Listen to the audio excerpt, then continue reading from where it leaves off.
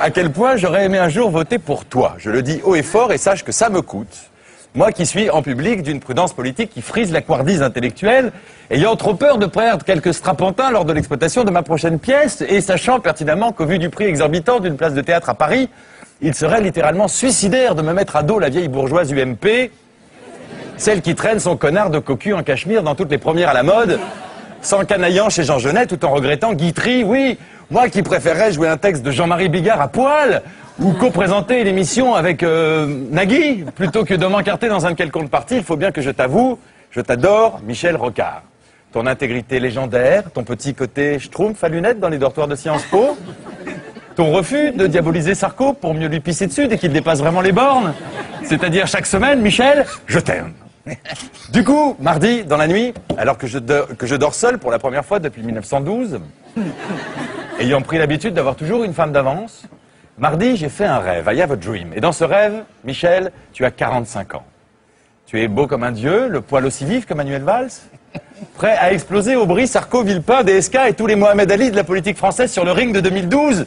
Les pectoraux gonflés jusque dans le cerveau, te voilà sur le point d'envahir l'Élysée, qui tente ta délicieuse épouse pour la Carla Bruni de demain. Aujourd'hui, Miss Languedoc-Roussillon, mais bientôt numéro 1 au hit parade de l'opportunisme, une beauté absolue avec qui je rêve que tu passes des nuits folles sans nous refaire le coup de l'attaque cérébrale.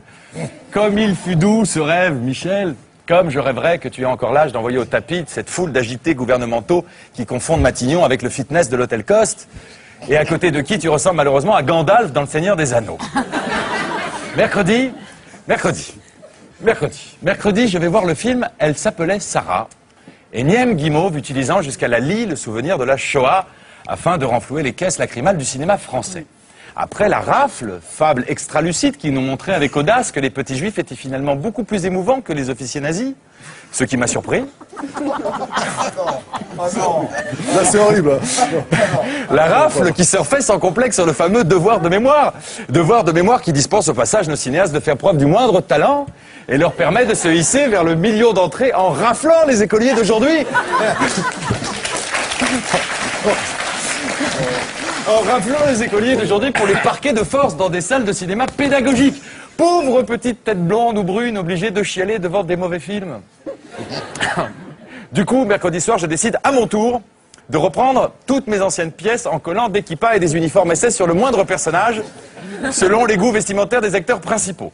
C'est ainsi qu'Adolf Hitler, se retrouvera bientôt impliqué dans le braquage d'une bijouterie dans la région de Quimper.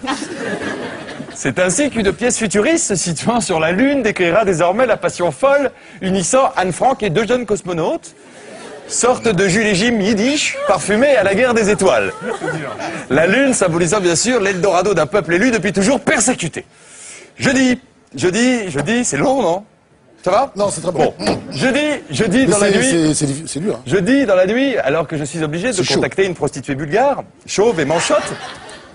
Je vais reprendre, monte un peu. Jeudi dans la nuit, alors que je suis obligé de contacter une prostituée bulgare, chauve et manchotte, afin de serrer dans mes bras autre chose que mon chéquier. Jeudi, je fais un nouveau rêve.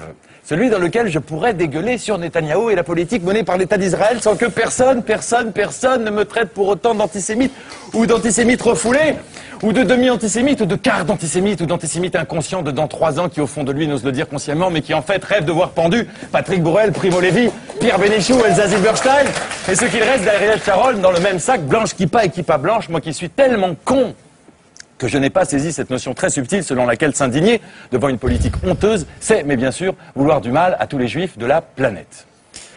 Vendredi. Bon, soit tout le monde, soit personne, mais bon. Vendredi, c'est-à-dire ce matin, après m'être sans doute couché ivre de vodka pomme, je me réveille à côté d'une silhouette délicieusement sombre. À coup sûr, une beauté africaine. Vu que mes doigts roulent comme des billes sur cette peau dont la formule chimique est aussi jalousement gardée que celle du Coca-Cola, elle dort encore, à coup sûr épuisée par cette nuit de gymnastique que j'ai dû lui offrir. J'entr'ouvre les rideaux, la personne se retourne. Non, d'un cul, c'est Dieudonné. Mon pseudo-pro-palestianisme tardif a dû aller un peu trop loin ce soir. Ça a dû se savoir, merde, l'enculé d'amalgameur a aussitôt rappliqué avant de m'enfourcher avec sa longue épée de facho antiphage. Me voilà triplement humilié. Je lui dis, fiche-moi le camp, ça l'antillait. Mais il insiste. Il insiste. Attends, mon Nico, me dit-il, fais-moi au moins un petit café. Je viens de lire ta future chronique pendant que tu dormais. On est d'accord à mort. Reviens sous les draps, je vais te présenter à Alain Soral. Tu vas voir, il est pas jaloux. On va monter un spectacle qui partira en tournée dans tout le quartier de la Goutte d'Or. Je lui dis dégage. 1 heure plus tard, j'ai réussi à le virer en faisant appel aux bêtards, des gars très efficaces et plutôt raffinés. Et enfin, on respire autour de quelques boulettes de viande sur la Torah, j'ai pris cher.